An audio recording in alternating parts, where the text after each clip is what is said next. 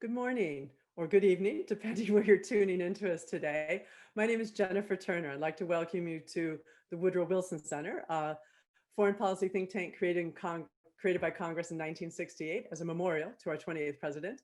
I direct the China Environment Forum here at the Wilson Center, where for 21 years, my team has been creating dialogues, publications, and exchanges that have focused on China's energy and environmental issues.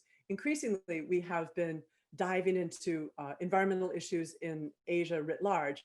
And in the past year, with support from Japan Foundation Center for Global Partnership, we have a project called Turning the Tide on Waste in Asia, where we're focusing on innovation and partnerships to help stem the tide of plastic waste leaking into the ocean. And we've had meetings that have focused on, most recently, on sachet pollution, styrofoam.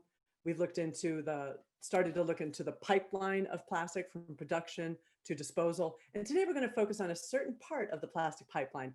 We're calling it the plastic first mile. And that refers to the time where waste plastics gets sorted and collected. For if waste is collected and sorted well, it can go to recycling or be safely disposed. And it's actually a lot of plastic, something about over half of the 8 million tons of plastic that leaks in the ocean every year is coming from 5 countries in Asia: Indonesia, Philippines, Vietnam, Thailand, and China. Now this webinar is co-sponsored and inspired by Sustainable Asia. It's a media production company that does even deeper dives into environmental issues in Asia. And it was founded by Marcy Trent-Long, who's one of our panelists today. And I loved listening to her podcast earlier this year. And I contacted her and said, Marcy, I think there's more stories here. We could update it. We can go further. So today we're going to be traveling to Japan, China, Indonesia, and Hong Kong to learn about what is happening there in terms of the plastic first mile and maybe a bit beyond. Because actually we're going to start with Japan. Hiro Odachi, who's a plastic campaigner with Greenpeace. Now, Japan is considered the gold standard for recycling. We had a meeting a month ago where we found out that like 90% of the expanded polystyrene gets collected and recycled, which is a phenomenal rate. But still, single-use plastics is still exploding in Japan. And Hiro's going to talk about some of those challenges and maybe the need to move to really zero waste. And speaking of zero waste, we're going to then move on to Sherry Liu, who's a program officer at Plastic Free China. And she's been exploring China's booming express delivery industry that creates 1.5 million tons of plastic waste per year. And Sherry, I can't picture how big that is, but hopefully you're going to give us a sense of how big that is.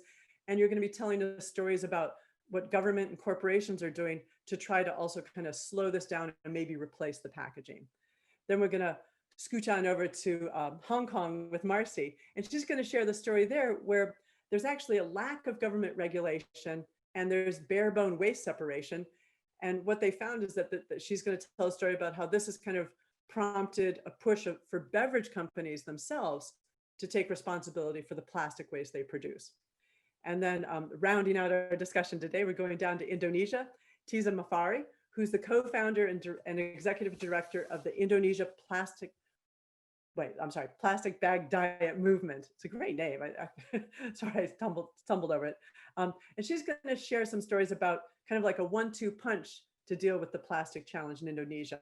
So grassroots campaigns to push taxes on single-use plastics and community partnerships with corporations.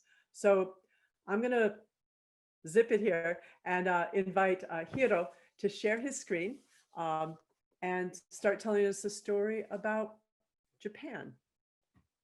And I also want to remind, while he's doing that, remind the listeners that if you have questions, you could go to our Twitter. Oh no, you share your screen. I'm just going to keep talking as you're doing that. So please tweet us at WilsonCEF, or on the webinar screen, you'll see an email for Elijah Patton, and you could send him an email. We're already getting some questions in. Send them anytime. I may interject midway through the presentations or go at the end. Thank you very much. And Hiro, please, the virtual floor is all yours. Thank you so much, Jennifer. Thank you for inviting me today. I'm Hiroaki Odachi from Greenpeace Japan. And I'm going to speak a little bit about Japan's plastic situation and its way forward. First of all, a few numbers about Japan's plastic. Japan generates 9 million tons of plastic waste annually, and we are the second highest consumption of single-use plastic packaging per capita. Japan is also one of top 3 plastic waste exporters, which I'm going to touch on a little bit later in the slides.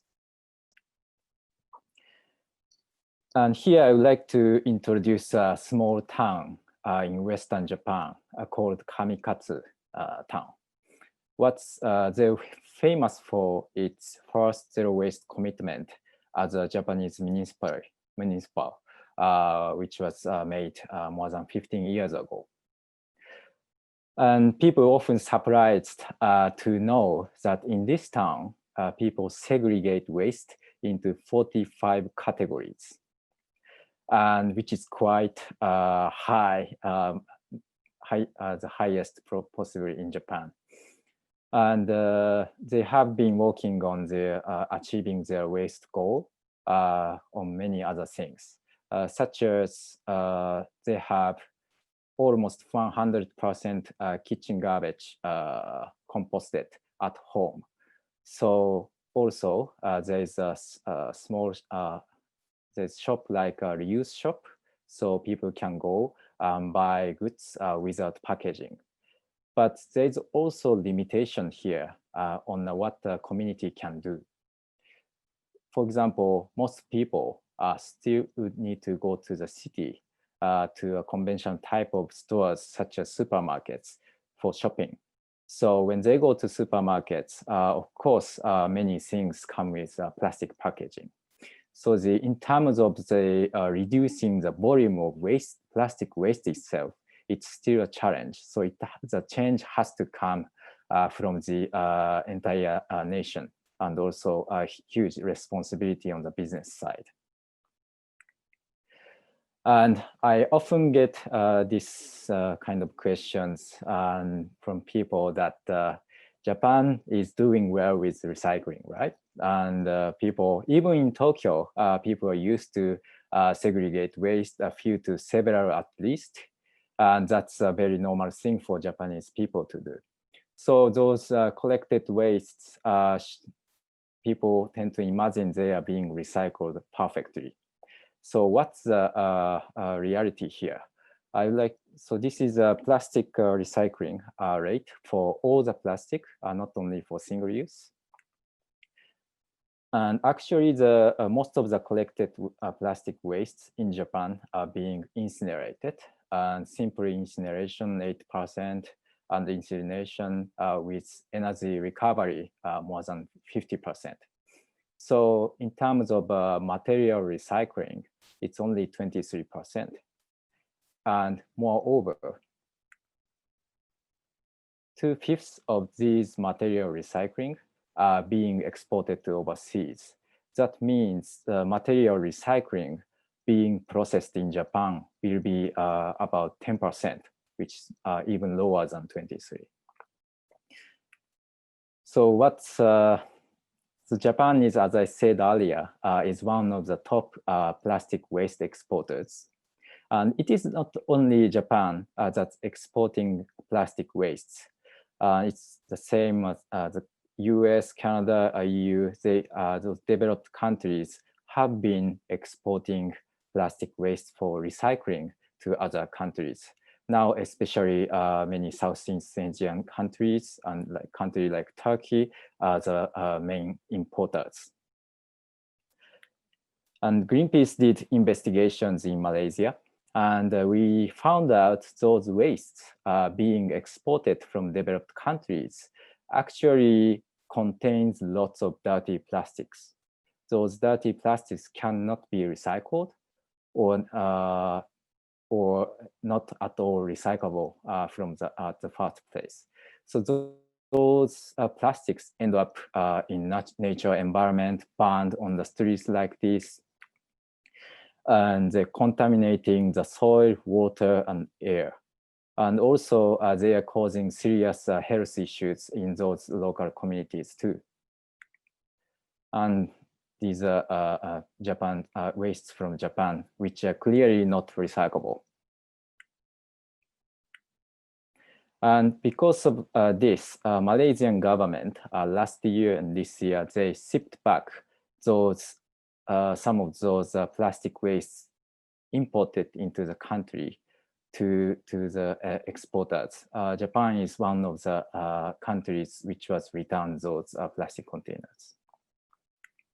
So we see like from this reality and all these data from the various organizations, we know that clearly it's suggesting recycling is not the solution, but we have to drastically reduce the volume of plastic waste at first. And also we need to have the system that we don't need single-use packaging at first. We don't need to rely on those packaging. That's what we call a reuse revolution. So we need a revolution, and in all these businesses and in society that we don't need unnecessary single-use plastic packaging. Thank you. Thank you, Hiro.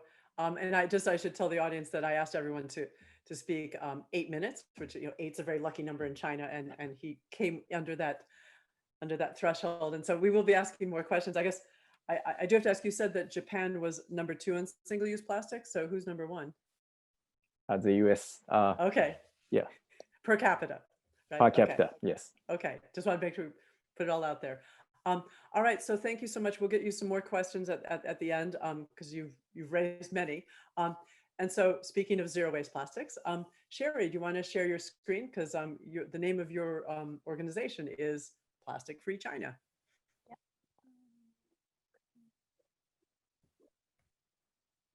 Okay. So can you see my screen? Yes, we can see your screen. Okay.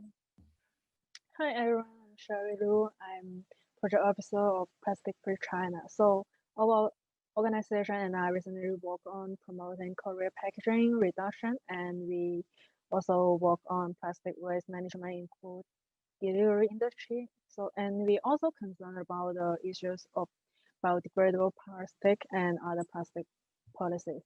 So as Jennifer, she mentioned at the beginning, China's express delivery industry produced, she said 1.5, but I do, and I found last year was 1.8 million of plastic they have consumed, and most of this kind of plastic is disposable. So 1.8 million tons equals to about 9,000 to 10,000 blue whales. I hope you know this animal. And it also equals to 27 million of adults who weigh like around 70 kilograms. And it's almost 3 times population of New York. So on the other hand, the food delivery industry, they produce less than express delivery, but they also produce 30 million tons of plastic waste in 5 years, which equals to 16,000 of Boeing 747 aircrafts. And they also emit 6 million tons of carbon dioxide. And our leader, President Xi Jinping, he mentioned that China has to achieve carbon neutrality in 2060, but I think it's a hard target, and if we want to achieve carbon neutrality in this year, so we still need to plant more trees. So I want to introduce a little bit about the government structure in China. So we have a National Development and Reform Commission, and they are the policy maker. They make all the policies, national policies in China, and then we want to implement these policies. We have provinces, NDRC. Then they also make the local policy, and the ministries, they will make some regulations, or they also make policies, or they can fix some local laws. And we have the city level NRDC and ministries, and the citizens will directly lead by the citizen. And so I want to talk about some policy ban in China in this decade. Like we have banned some ultra thin plastic bags in 2008, and we banned the plastic the waste plastic import from 2018. And we also have new plastic directive this year, and we prohibit most of the conventional disposable plastic, and we our country try to replace them by degradable plastics, which is another issue in China now, because we don't have standards, or we don't have enough plans to deal with this kind of plastic. And besides of this policy, we have some ministries, or for example, the State Post Bureau has published the green packaging standard for express mails, and they try to reduce the packaging consumption in China. So we are now using reusable boxes or the recyclable boxes instead of the non-recyclable one. And also we revise a law for dealing with the plastic waste. And also the e-commerce platforms have to report their annual plastic consumption to the Ministry of Commerce. And I want to talk about some companies in China, how they solve this kind of problem. And Soluiton is a big e-commerce platform in China, and they're trying to use reusable boxes instead of cartons. Reusable model is now a very hit topic in China. You can see this yellow box. It can be used more than 50 times instead of disposable, and they usually this company use this kind of box to deliver electronic devices, and this is another boxes this company use. This use is for the fresh food, and this box is also reusable.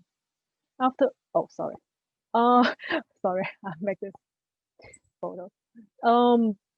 After the customer receive their goods, and they can return these boxes to this machine. Sorry, I covered this photo.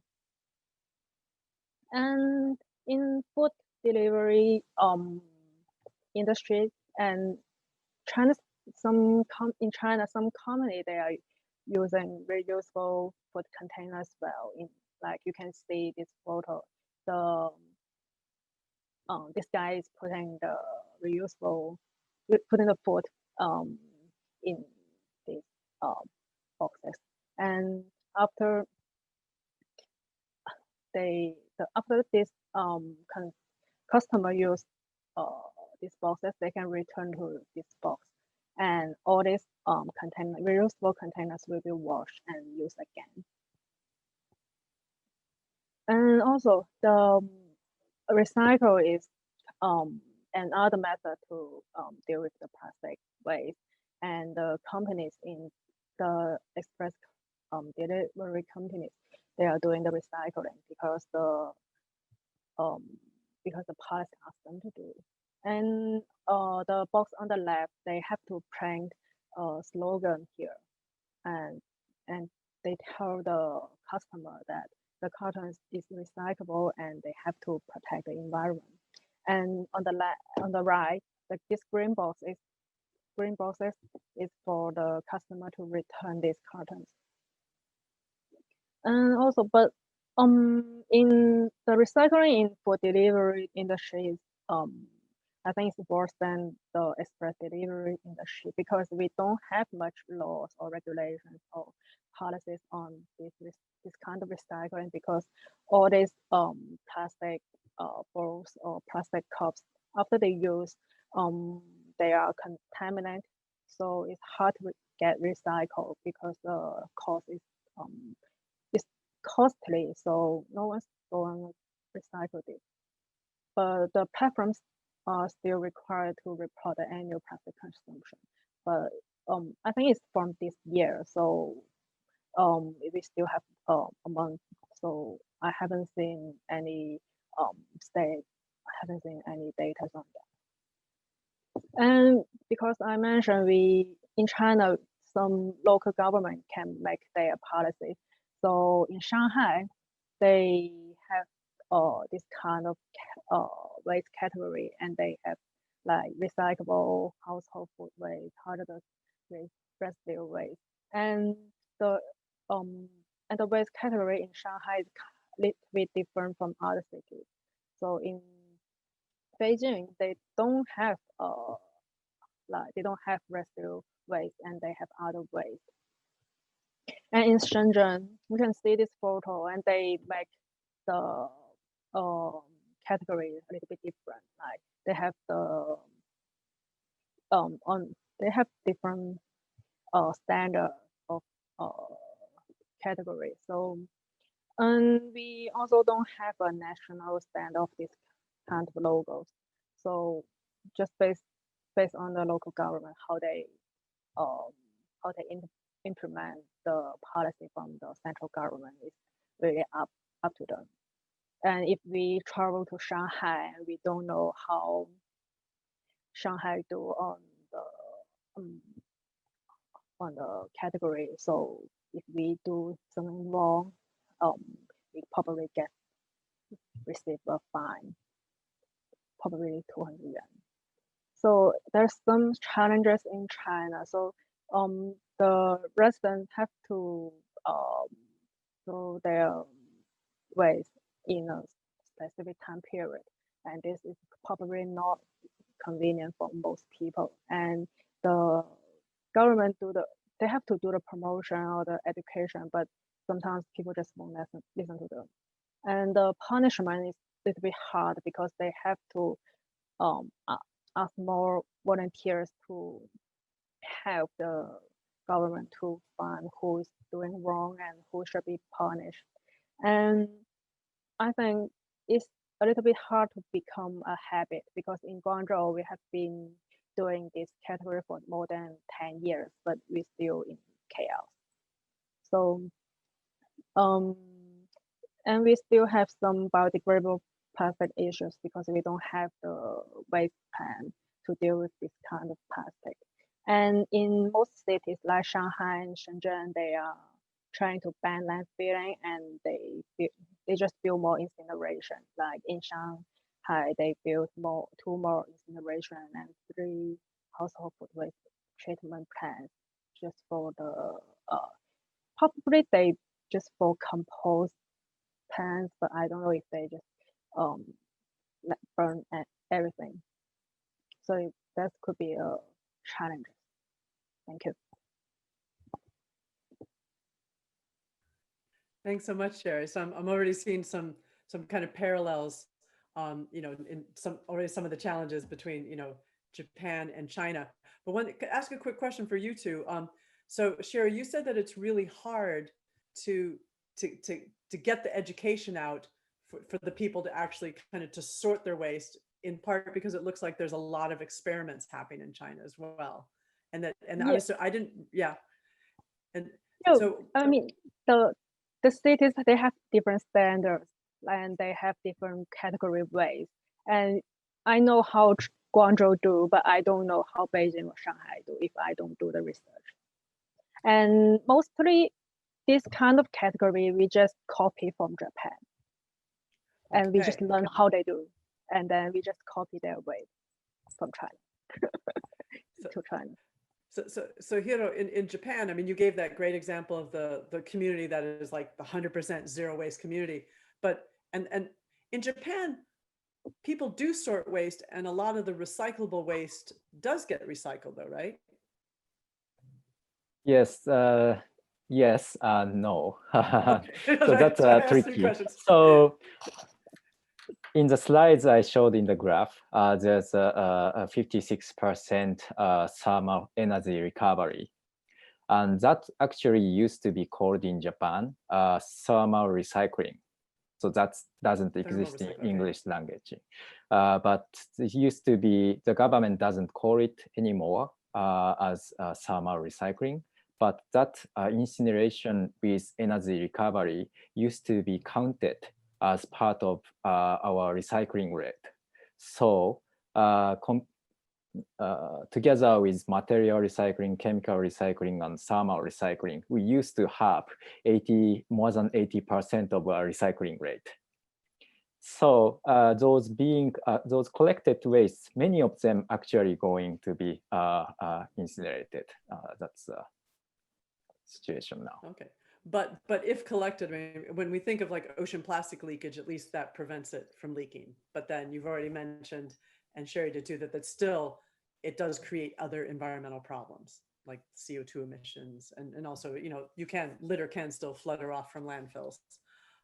Yeah. So I guess one question that I want to put to you two, and the other two can jump in as well, just one, and then we'll move on to Marcy and Tiza's presentations.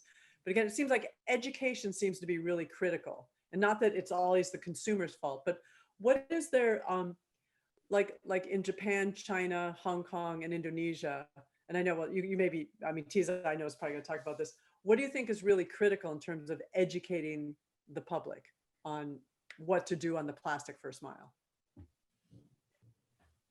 I think educating the student or young people is much easier than the elderly people, because elderly people, they can't memorize things back. They can't memorize things, and they just a little bit, how to say, stubborn. They just don't hate the new things. But the young people, they easily accept new things, and they think categories cool, and they just do that. Especially the student in primary school, we do the education in this elementary school. So the student is like, they like to do the categories better than their fathers or mothers. And they probably be kind of more into just, I was really intrigued too about your recyclable boxes with the food containers. I mean, that was pretty, the food container is actually, they are actually doing college in China. Okay. And they quite successful, I think, in college. Yeah, I've never seen that in the States to that level. Hiro, anything that you see that really kind of critical for the public education component for plastic waste? Yes, so education is crucial without doubt. But we also need to learn about the root causes about this issue, how it is connected, how this global plastic pandemic is actually connected to our lifestyle of consumption and production.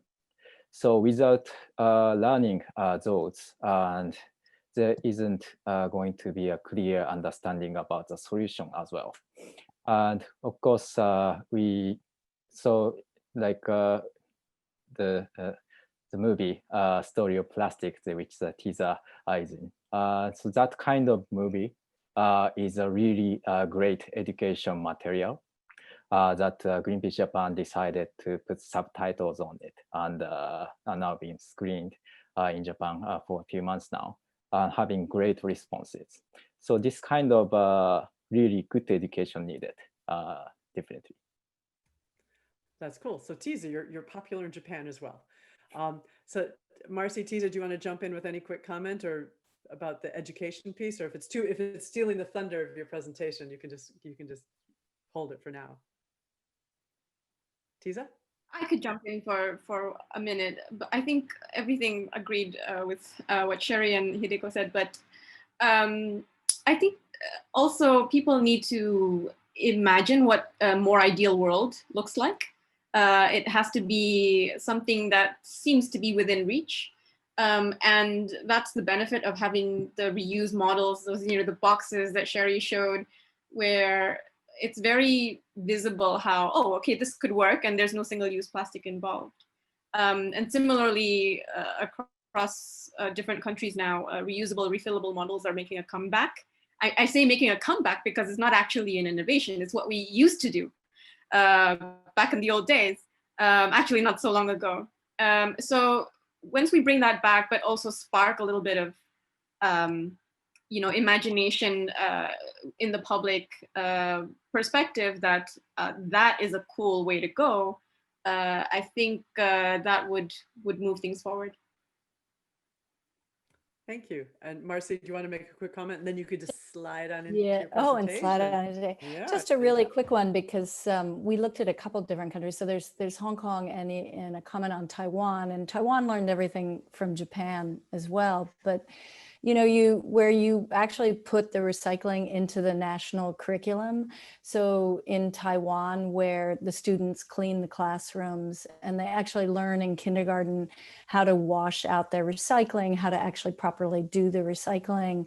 And I think that just creates an ethos in the country that's different, and certainly starkly different from Hong Kong, where our bins are full of contaminated materials and not recycled properly, for instance. So, well, with that segue, why don't you tell us a little bit about Hong Kong? Okay. And ironically, I had to mute myself. I almost didn't. My recycling truck was just coming by, and they were I could hear the thunks of my bins being tossed out front. So I just thought, we do recycle in my county, but quick note. I get this in the mail that the problem is that people don't put the right stuff in their bins. So I just thought, so it's not just Asia. Okay, go ahead, Marcy. All right, let's see. I've got this right. Okay. So it's Marcy Trent Long, and as Jennifer mentioned, I produce the Sustainable Asia podcast. We also have one in Mandarin, Kechi Yazhou, and I have a radio show called Trash Talk here in Hong Kong, just to keep things fun. But our goal is, okay, wait a minute, sorry. We've done, the Sustainable Asia podcast has done a couple different investigative audio documentaries into the plastic pollution problem here in here in Asia. The first one we did 8 million was about the 8 million tons of plastic going into the ocean every year, and specifically why so much is going into China. That was the first time I interviewed Jennifer, actually, because the surprise end of the story was the best thing to stop pollution going into the ocean from China was to burn it. And that was a McKinsey and Ocean Conservancy report. And Jennifer talked about waste to energy. Plasticity was a short piece on how to increase recycling here in Asia. And then our most recent one on Plastic for a Smile, where we looked at a variety of countries, including Hong Kong. So in Hong Kong, similar to a lot of countries in Asia, well, and all around the world, right? We all had our moment. And here it was in 2012, there was a plastic pellet spill where 6 40-foot containers spilled plastic pellets all over the beaches in Hong Kong, and pretty much got everyone so angry, so frustrated, and created a whole, eco warrior and awareness around the plastic issue, such that it was about time everyone felt for beverage companies here to start doing something about the plastic waste. So here in Hong Kong, there's been no regulation on separation and recycling. We have very good waste collection, but the only regulation for recycling currently is electronic waste, nothing on any other household separation. So we're on our own here. So a group of beverage companies, there are 3 beverage companies in Hong Kong that actually make up 60% of the market. So you can move things quickly here. They decided to get a consortium of 40 organizations together to try to solve the plastic beverage waste problem here. And this highlights a little bit of what Hiroki was saying, that it's so complicated to solve this plastic recycling problem, that it takes 40 people or 40 different organizations and 2 years to put together a proposal to help stop the plastic beverage waste here. So the consortium includes the retail sector that sells the plastic beverages, the beverage companies that also produce it. It also includes waste companies, and it also includes NGOs. And they've put together a report that they're actually putting forth to the government, that the government can then ensue regulation, hopefully.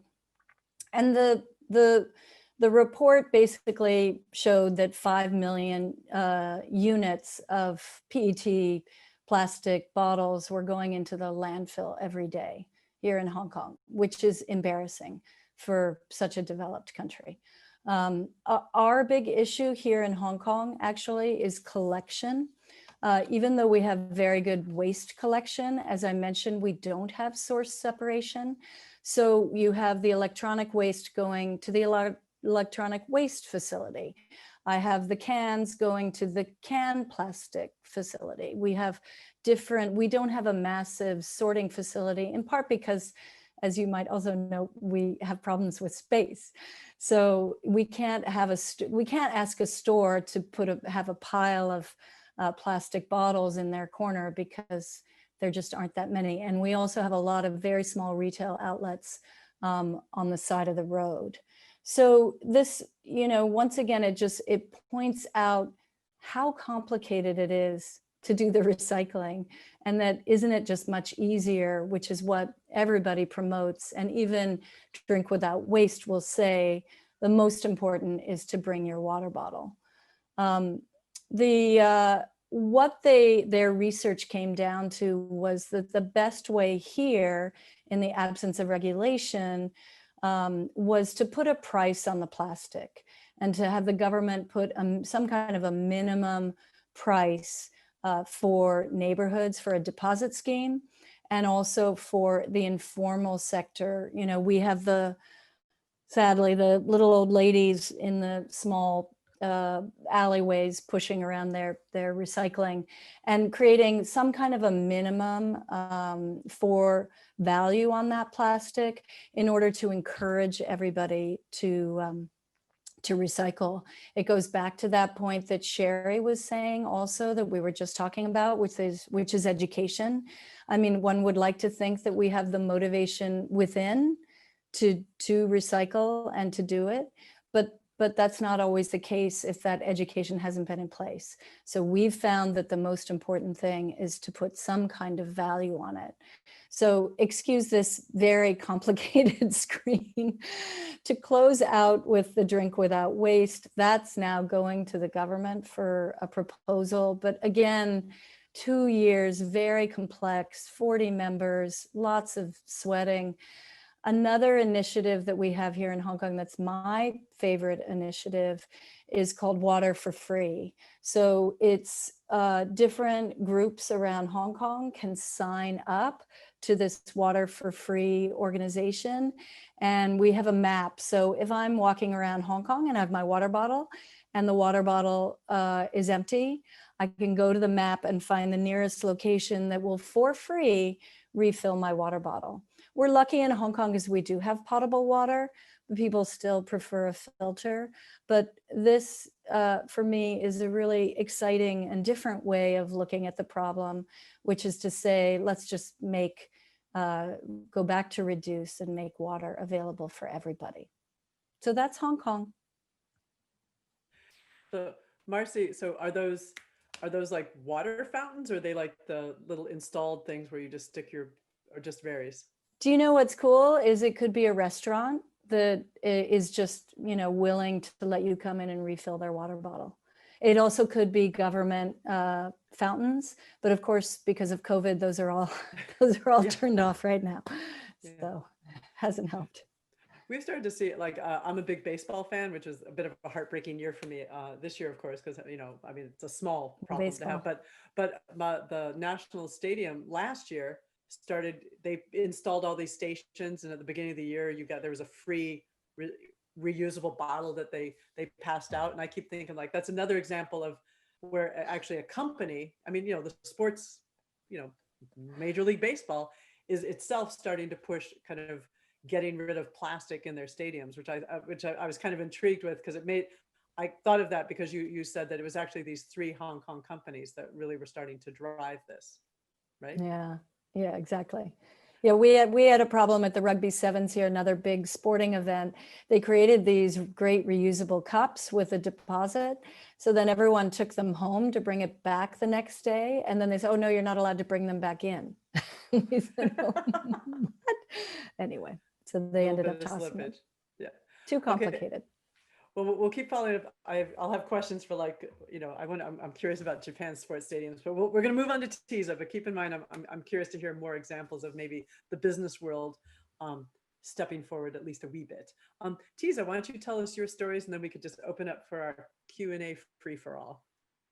Great, thank you, Jennifer. I thought I'd start with because it's almost Christmas, so I thought I'd start with a story about a Christmas tree. This is it. This is called a Christmas tree. This is a river near my home here in Jakarta, and the local communities that live around the river call this the Christmas tree because it's, as you can see, it's decorated, horribly so. And it's low season, so it's dry season. That's why the river is not high up, but locals can tell you when it's rainy season, how high does the water go? Well, all you need to do is see what's the highest point that a plastic bag is sticking onto a treetop. That's how high the water is in the rainy season. And when the water goes down, the plastic stays there, and nobody, well, picks it up because it's, you know, it spans several hundred kilometers. This, if you've seen the documentary, The Story of Plastic, you would have seen the horrible sights that I saw as I passed through this river. Most of this is plastic bags. Hiro, I'm happy that screenings are happening in Japan. Thank you so much for that. My organization, the Indonesia Plastic Bag Diet Movement, inspired by this problem, determined to do something about it. We have worked for the past 7 years, and today we've successfully pushed for plastic bag bans to be enacted across 35 cities in Indonesia, which is a large number. It has varying degrees of success of implementation, but it's something that we never imagined we would be able to achieve. Today, I'll talk a little bit about how we achieved that, but I also wanted to start with explaining why. And really, it's we hear this, we've talked about this a little bit, we hear a lot the narrative where they say, it's not plastic that's the problem, it's the people.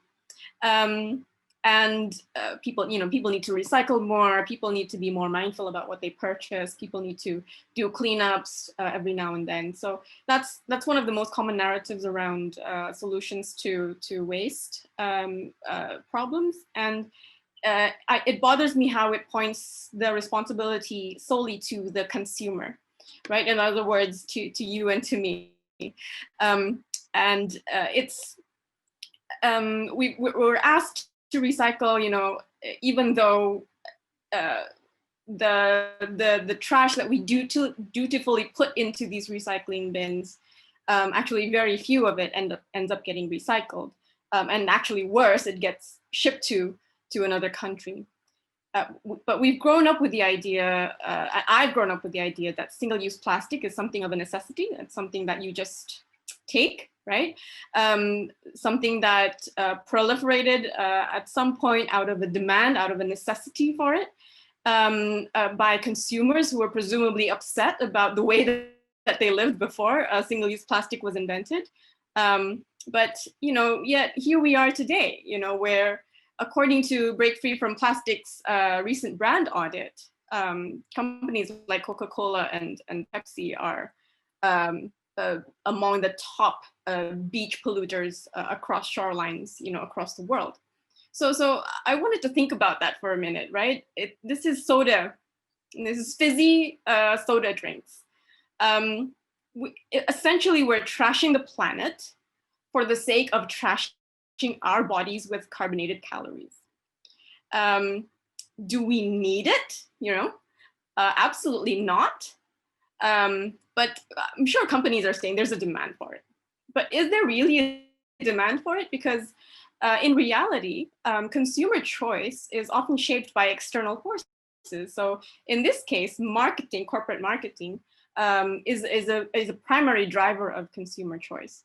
And the proliferation of single-use plastic is definitely something that's driven by supply, mostly, instead of demand. I mean, so we need it in every corner of our lives. It's so hard to reject. I even once found plastic cutleries in my pizza box, right? I mean, what kind of monster eats pizza with cutleries? I definitely didn't ask for it, but it seems to be no way that I could have rejected it because I didn't realize that they would have put it in there. So we encountered this situation a lot. What we wanted to do as an organization was to find a way to reduce the impact of single-use plastics. So 7 years ago, I co-founded the Indonesia Plastic Bag Diet Movement. And at the beginning, we were doing these awareness campaigns, these educational programs that were aimed at individuals, that were aimed at communities, because we were ourselves a grassroots community. It was aimed at creating awareness. But this wasn't enough, because when we're targeting individual behavior, we're changing behaviors individual by individual. And what we wanted and what we saw was a necessity was to create a systemic change. And it was difficult to create a systemic change when, even well-meaning consumers are being given plastic for free at every point at every turn. So we created a petition that was targeted at retailers. We asked retailers to stop providing plastic bags for free. Plastic bags being provided for free is something today ridiculous, but 10 years ago was the norm. It was cheaper than clean water, essentially. It took us about 3 years to get to the number of signatures that we wanted, that we were comfortable with. But when it got to 70,000 signatures, we had the confidence to bring this over to the government. We, meaning this group of 20-somethings at the time, brought this petition over to the Ministry of Environment and said, look, there's a lot of signatures, what do you think? And we had this dialogue with them, and they liked the idea. And liked the idea so much that they said, let's do a trial in 27 cities across Indonesia. We could hardly believe our luck, but we knew that this was our entry point into something bigger and more serious. So we helped the Ministry of Environment. We gave them volunteers. We went with them to 27 cities across Indonesia to collect data, to tabulate, to do interviews with the cashiers, with the retailers, to see whether this is a success or not. And the result of our survey showed that within 3 months, a 55% reduction of plastic bags was achieved, even though the price that was charged was very, very cheap. It was only 0.2 cents. But we also learned a few other things. We learned how cashiers were the main point of education between the store and the consumer, so that success depended very much on what the cashier said to the customer. And based on that information, we decided to have collaborative engagements with retail stores. We collaborated with supermarkets, designed cashier training programs with them to basically change their standard operating procedures. Simple things like, what do you say to your customer when they come in to shop? Do you ask them whether they need a plastic bag? Do you ask them, do you offer to just give them stuff to put in their own bag? Things like that. Very simple things. But another thing that happened was that one of the cities that had participated in the trial liked the results so much that the mayor immediately decided to just go and ban plastic bags altogether. So this was also amazing, and we zoned in on that city immediately. This was Banjarmasin in Kalimantan. We took their message out to the world because Banjarmasin is not a really well-known city, so we had to do extra efforts to to tell their story to the rest of Indonesia. And we brought the rest of Indonesia to that city. We did workshops there. We flew people over. We showed them how it was working in supermarkets and that was working well. And customers weren't really bothered by having to bring their own bags.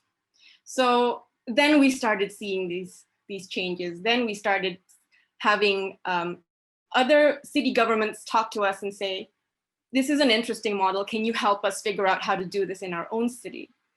And so that's when we started to provide technical assistance to other cities around Indonesia, helping them with thinking about how to design a policy, how to draft legislation, how to talk to stakeholders and the public and the retailers to get buy-in from everyone.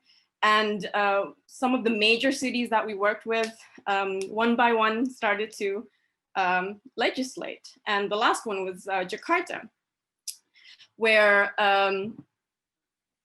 just this year, in July, they decided to ban plastic bags. And this is, being the capital city of Indonesia, this was the biggest win for us for the past 7 years. As this was happening behind the scenes, all this technical assistance to governments, what needed to also happen was a large show of public support so that the government officials working on new policies would be encouraged and would have the ammunition to show people who weren't necessarily agreeing with the policy, to show them that, look, there's public support for this. Look, the public is ready for this. So we also did collaborations with other organizations, hundreds of other organizations across Indonesia, did lots of fun stuff with them, such as this plastic-free march, plastic-free parade that we organized in Jakarta last year, featuring a big plastic monster. What basically was a show of support to cities that were in the process of legislating, so that they would have the confidence to go ahead and they would have political, strength to go ahead and legislate. So we've achieved what was once unthinkable. 35 cities across Indonesia have banned plastic bags, including Bali and Jakarta. 90% of the consumers we've surveyed are saying that they now bring their own bags from home, which is exactly what we are going for. We don't want a replacement into bioplastics or other single-use products. And I think this is it's a testament to how we need to think of what we can do, not just as the consumer. Like we often hear that we have a choice as a consumer to purchase, mindfully, but sure, that's correct. But there's also something beyond that. As an individual, we have influence over others that are connected to our lives. And as a professional, we have certain skills that could and indeed should be utilized to think about systemic solutions to this problem. In my case, because I was working at a law firm, I have a legal background, I pushed for a policy change because that's what I know. But if everybody utilized their professional skills in some way to solve this problem from whatever angle that they're working on at the moment, I think we could all achieve like a systemic massive shift. So that's from Indonesia. Looking forward to discuss a little more. Great. I could bring this last photo if you need. This is alternatives that we pushed. So going back to traditional roots, going back to banana leaf packaging and woven baskets made by local craftsmen. This was one of our most successful ideas because everybody loved it. And like I said before, it gives you an idea of like the kind of ideal world that we want. And it's nice, it's beautiful. So people are on board with it. Thank you so much. I love I just, great ending on an optimistic note. And, but even, Hiro, when his also at the end also had happy people with their jars to get redone. So yeah, so let's jump into some questions. And actually, Marcy, I want to give you, because you're my co-host here. Do you have a quick question for your friends and partners here on the panel? before I go crazy? Before you go crazy? Yeah. It's too late for that. Yeah, I was, what was interesting that, you know, I was kind of highlighting with Hiroki talking about the need to reduce, and I was surprised to see that Japan actually puts 56% of their waste to be burned. And with what Tiza was just talking about, which is getting it out of the hands of the consumers, and let's focus on the products and the producers as well. So what do you guys think? I mean, I guess the question would be then is, do you think that recycling is somewhat broken then as a concept? And, you know, Coca-Cola and a lot of these other big companies have signed on to the Ocean Plastic Charter under G7, which said that by 2030, they're supposed to have 50% recycled content in their PET bottles. That seems a bit of a stretch to me right now as we're standing, particularly in Asia, particularly when India and China don't allow recycled content in their food and bev. So I put that back to you guys, if that's a clear question of, is plastic recycling, is it a broken concept? And do you think that it's possible for these companies to actually achieve these recycling objectives? Was that too hard? Okay, how about Tiza, Hiro, manual hand raising? Yeah, I like it, old school. Yeah, I think recycling is broken, to be honest. There's two factors. Number one is that recycled plastic is way more expensive than virgin plastic pellets. And so the economics don't work. So we need to generate a demand for recycled plastic. We, meaning the corporations themselves, need to demand it. It's not going to happen on a market basis as it is right now. There's a number of ways to achieve that. You could legislate and say that they have to have so and so amount of recycled content in every product. But there, you know, not many legislations exist that say that right now. Number two is that packaging is so poorly designed now. So like a product can contain 4 to 5 different types of plastic. Plastic cannot be recycled together if there are different types of plastic. And so there really needs to be a massive shift in the way producers design their packaging. They really need to overhaul the whole thing. And better yet, do away with single-use packaging altogether, move to the reusable and refillable model, shorten the supply chains, and then we'll see some massive change. But if it's still, you know, we'll commit to, you know, having 50% recycled content by 2050. It's a little, you know, like you said, you won't see it happen very soon, but it's also not ambitious enough, I feel. Okay, Hiro, do you have something to add to this conversation? You must. So I 100% agree with Tiza. And recycling is a really broken system, as I also showed in my slides. And recent report came from Ellen MacArthur's foundation. And companies committed to new plastic economy, including Coca-Cola. There's almost, according to Break Free from Plastics borrowing, zero progress on the real solutions. So recycling, not only last few years, but for decades, has been used also as a justification of keeping this mass production and growing production globally. So as long as corporations work on recycling at some level, they could justify their mass production. And often, as we discussed today, the responsibility of this issue was on individuals' responsibility, which is not supposed to be like that.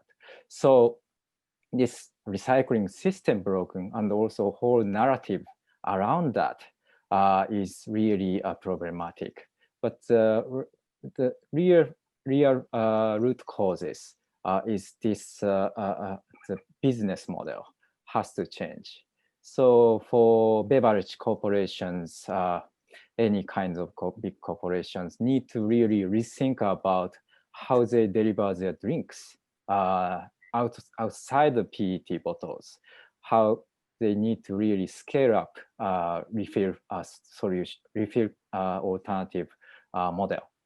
That's the real goal they need to be setting, not only the PET recycling rate.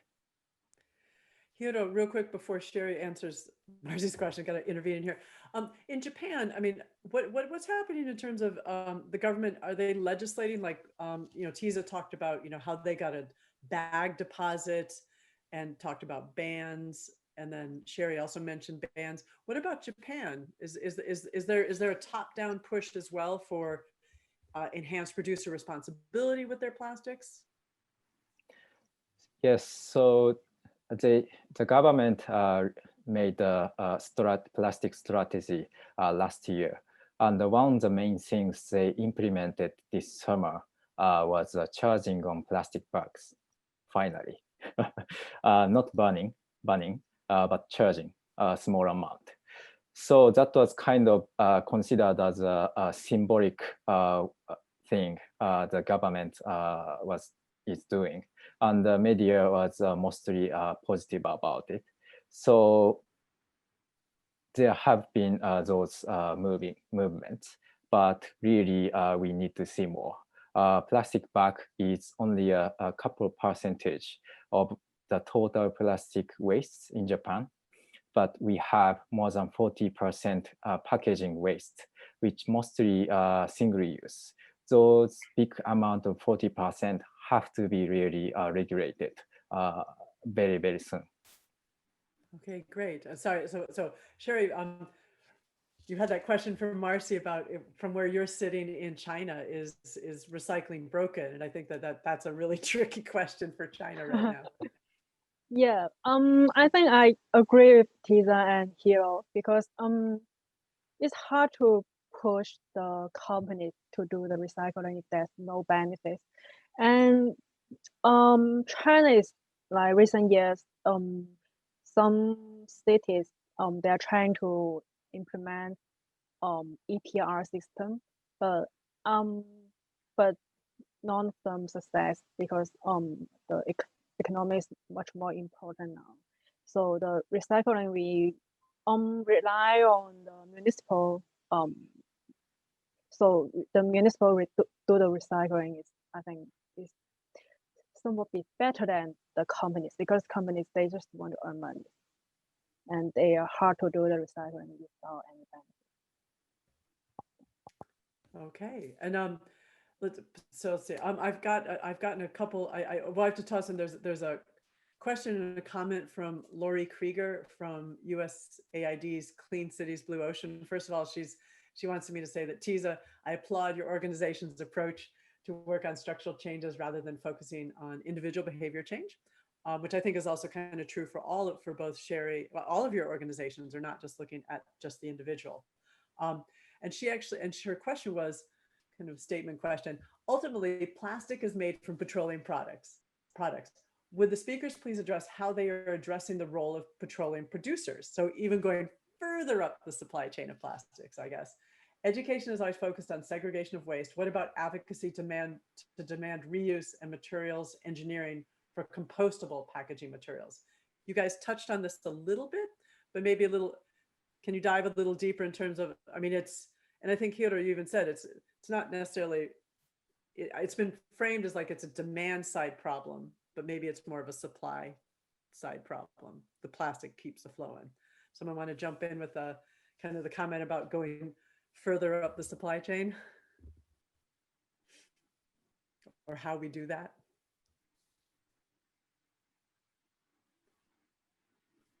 Poorly worded question.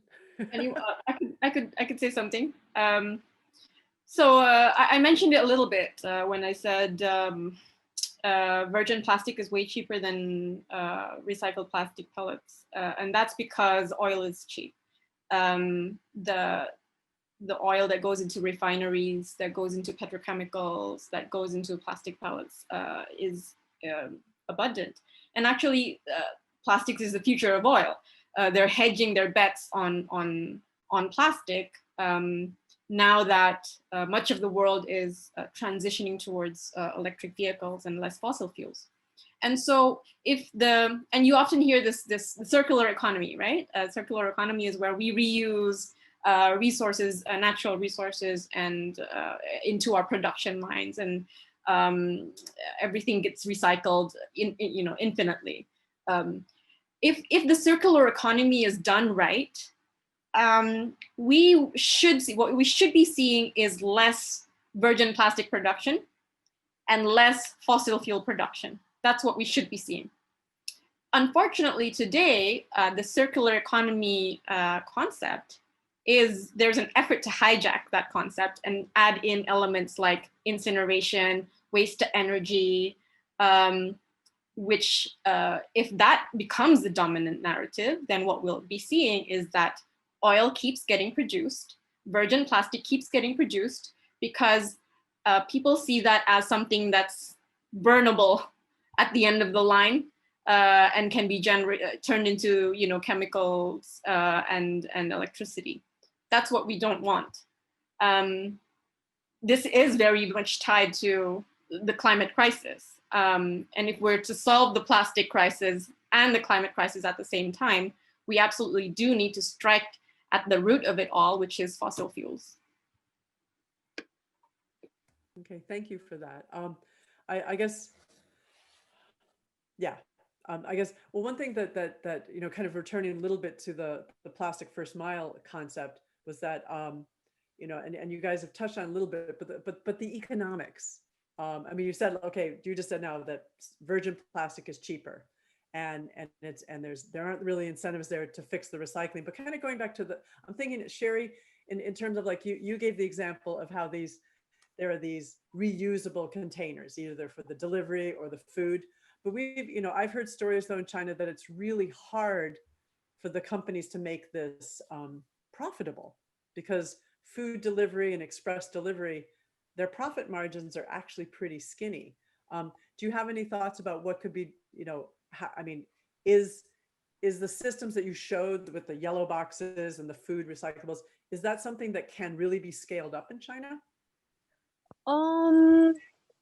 Because China is still doing trial, so I don't know if they can like use widely, but the yellow boxes in the express delivery industry, they actually just deliver electronic devices, and you have to collect your devices and then return the boxes. And I think it works within a city. But if you want to buy some products from another city, then this boxes is hard to return and it doesn't work. So it's within a city. And like the food container, and so the company just do in college because people are well educated and they are likely to return this box. So depends where you begin your business. So it's hard to apply nationwide, but in some situation it works.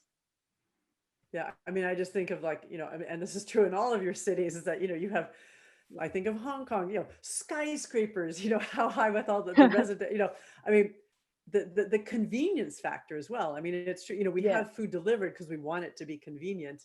And in China, Chinese say mafan, it's a real hassle if you would have to return things. Marcy, are you seeing any kind of examples of this kind of reuse besides your water bottles? Any kind of other kind of experiments with reusable? Same question for Japan and Indonesia. Yeah, we're seeing some, but it's pretty limited here, again, because of those logistics.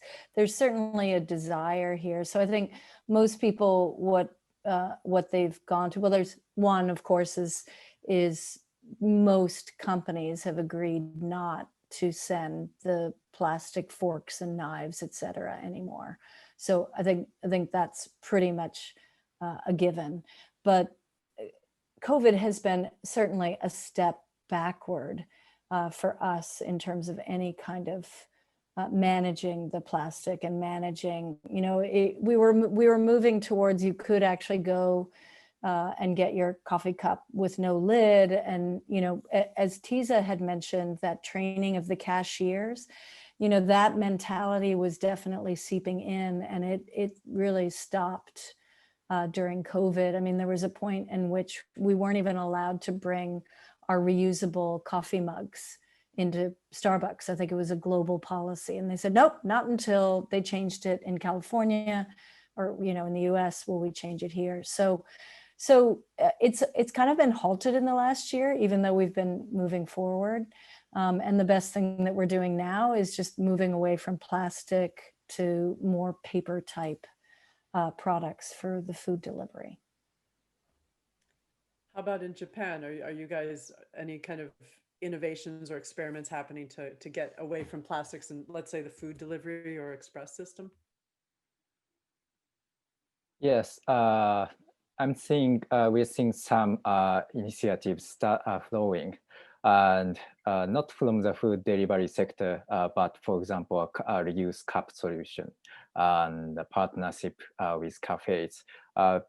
Actually, a couple of weeks ago, the first Japan reuse cup initiative from Japanese company just launched. And next year, TerraCycle Loop will be fully launching in Japan, a partnership with major companies, including retailer. And so we will be seeing more reuse refill solutions in scale, but it's still very small. But this area of business has huge business opportunity. It is said to have at least having a $10 billion US if we only replace 20% of single-use packaging. So of course it needs to go much higher than 20%, but there is also for business side huge opportunity. And so I'm very positive about Japan. It's a rather small country. So in terms of shipment and stuff, and it doesn't need to go, like it takes only a day to send stuff to other part of Japan, or a couple of days. So this reuse approach will be really, should work very well if that's done right. And also just thinking too, but also like thinking of Tiza's model that, this was the community partnering with the government. So you started getting the model could work. The government kind of picked it up. It was kind of like an Olympic relay race. You pass the baton and they ran with it, which kind of says that, well, it's community can do things, consumers can do things, but ultimately it's regulation, right? To kind of really make the change to create the markets. All right, we got 2 minutes. We got one. Sherry, quick comment on can you give us, roll this out on something hopeful that can be scaled up in China, or that is scaling up in China? Yeah, I'm quite positive of plastic policy, because the Chinese government is now listen to sometimes they will listen to the NGO, the professional advice. So I'm quite positive on this issue. Thanks. Yeah, we often say, I've seen over the years, 21 years working on China environment, sometimes the government, environmental authoritarianism, they're like, we're going to ban it. And so there can be top down, but Tiza shows, and I'm glad that, there's Sherry's group and others, that ultimately the community, the NGOs have to be involved for things like this to be successful. Tiza, Tiza and Marcy, you guys get a quick 1-2 punch closeout comment. Ooh, Marcy goes first. Marcy, go first. You were the one who was unmuted. So I think the quick 1-2 punch is exactly what you said. I think now it shouldn't just be up to the consumer. that there should be producer responsibility, and that needs to come in probably the form of regulation.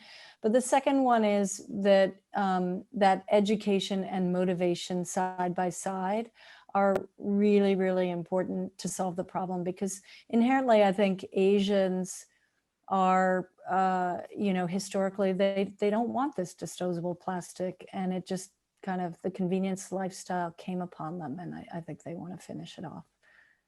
Okay, 15 seconds, Teaser, give me something.